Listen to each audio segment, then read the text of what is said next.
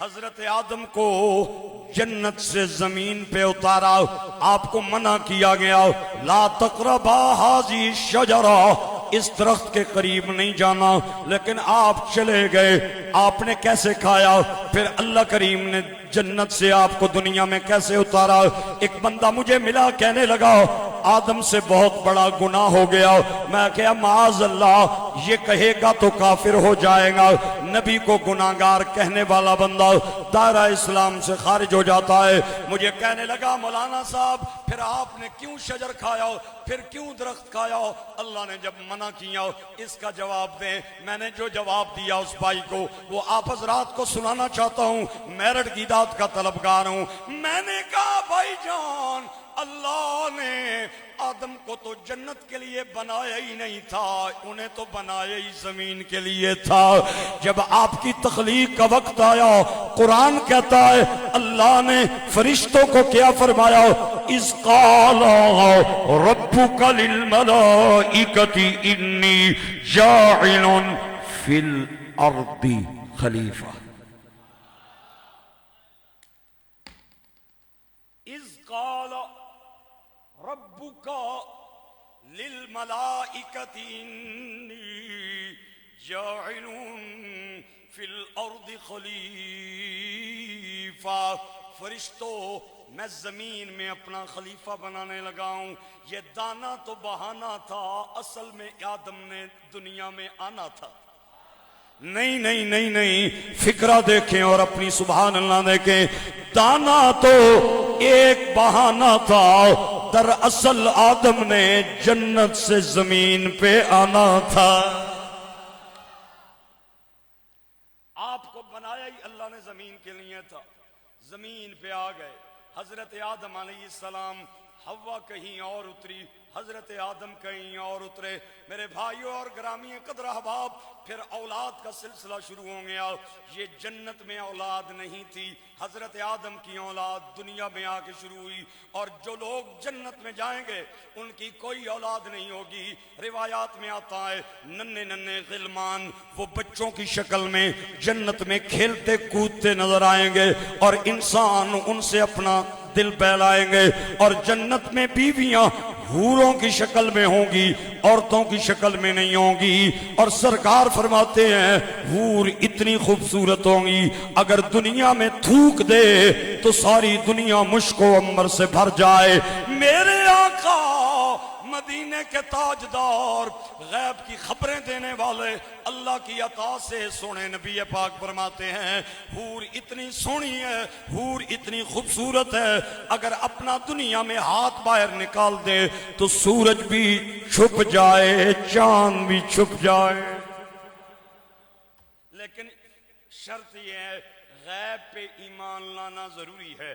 یؤمنون بالغیب ویقیمون الصلاة ومما رزقناہم ينفقون۔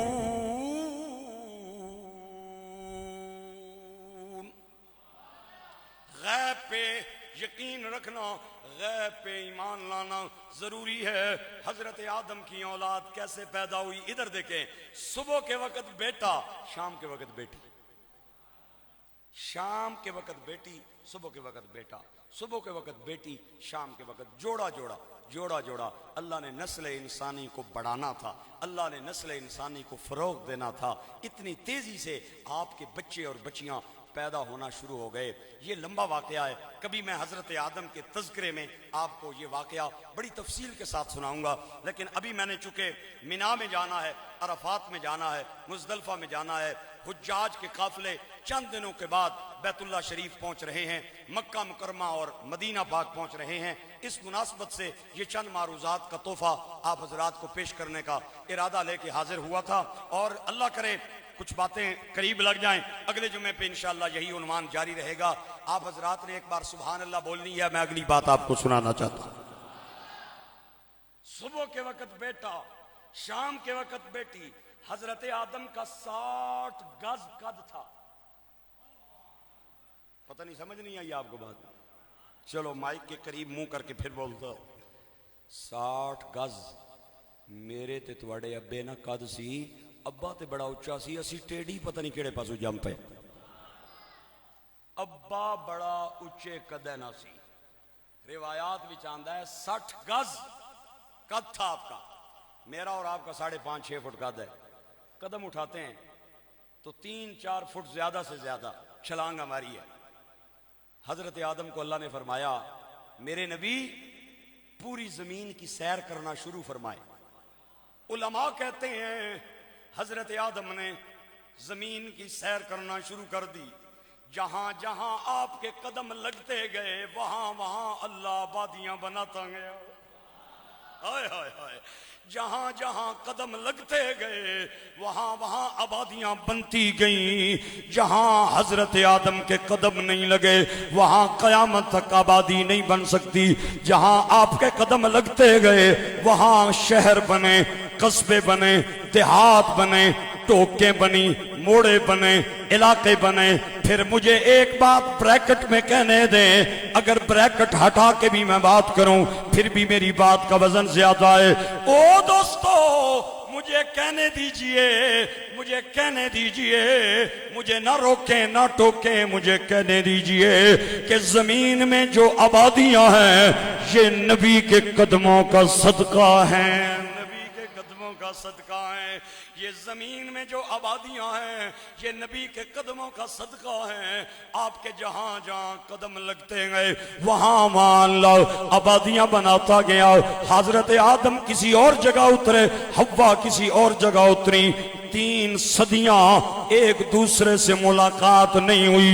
حضرت آدم بڑے زار و قطار روئے، کہتے ہیں ربنا ظلمنا انفسنا وان لم تغفر لنا وترحمنا لنكونن من الخاسرين.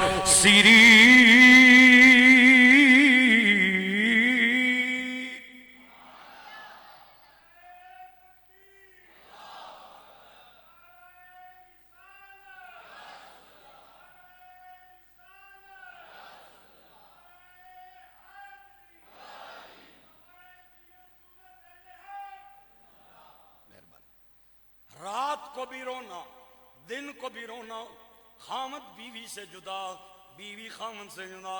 3 صدیاں اللہ کے نبی روتے رہے. میں نے کتابوں میں پڑھا ہے آپ کے رونے میں اتنا درد ہوا کرتا تھا، آپ پہاڑوں کے پتھروں کے قریب سے گزرتے تو پتھر بھی رونے لگ جاتے، درختوں کے پتے رونے لگ جاتے، زمین کے ذروں نے بھی آپ کے رونے کو دیکھ کے رونا شروع کر دینا تھا. یہ آپ کی اتنی درد تھی رونے میں، 3 صدیاں روتے رہے، اللہ کریم سے اپنی لغزش کی معافی مانگتے رہے. گرامی قدر احباب 3 صدیوں کے بعد ایک دن کہتے ہیں مولا، اچانک بولے، کہتے ہیں مولا میں نے 3 صدیاں رو رو کے گزارا، کوئی جواب نہیں آیا.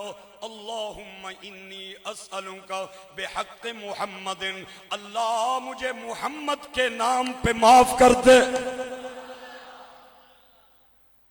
آواز آئی پیارے آدم تو کیسے جانتا ہے کہ محمد میرا محبوب ہے؟ حضرت آدم عرض کرنے لگے مولا جب میں جنت میں تھا کوئی دروازہ ایسا نہیں تھا جس پہ کلمہ مجھے نظر نہ آتا، ہر دروازے پہ لکھا ہوا تھا لا الہ الا اللہ محمد رسول اللہ. حوروں کی آنکھوں کی پتلیوں پہ تیرے نام کے ساتھ محمد کا نام، ہاں ہاں غلمان کے ماتھے پہ تیرے نام کے ساتھ محمد کا نام، اور جنت کی نہروں کے کناروں پہ تیرے نام کے ساتھ محمد کا نام، پھلوں پہ تیرے نام کے ساتھ محمد کا نام، ٹہنیوں پہ تیرے نام کے ساتھ محمد کا نام، پتوں پہ تیرے نام کے ساتھ محمد کا نام، درختوں کے تنوں پہ تیرے نام کے ساتھ محمد کا نام، ہاں ہاں جنت کے ذرے ذرے پہ تیرے نام کے ساتھ محمد کا نام مجھے نظر آیا. اور آج 3 صدیوں کے بعد اچانک میرے دل میں خیال آیا وہ ہستی کوئی اتنی محبوب ہے جسے تو نے اپنے نام کے ساتھ جوڑا ہے. آواز آئی آدم تو نے دعا مانگنے میں دیر کر دی ہے، مجھے اپنے سونے نبی سے اتنا پیار ہے، اگر پہلے دن ہی اس کے نام کا واسطہ دے کے دعا مانگتا، اللہ ہم تیری غلطیوں کو معاف فرما دیتے، ہم تیری لغزشوں کو معاف فرما دیتے۔ حشر تک یا مصطفیٰ نے بادشاہ یا تیریاں، مل کے بولیے حشر تک یا مصطفیٰ،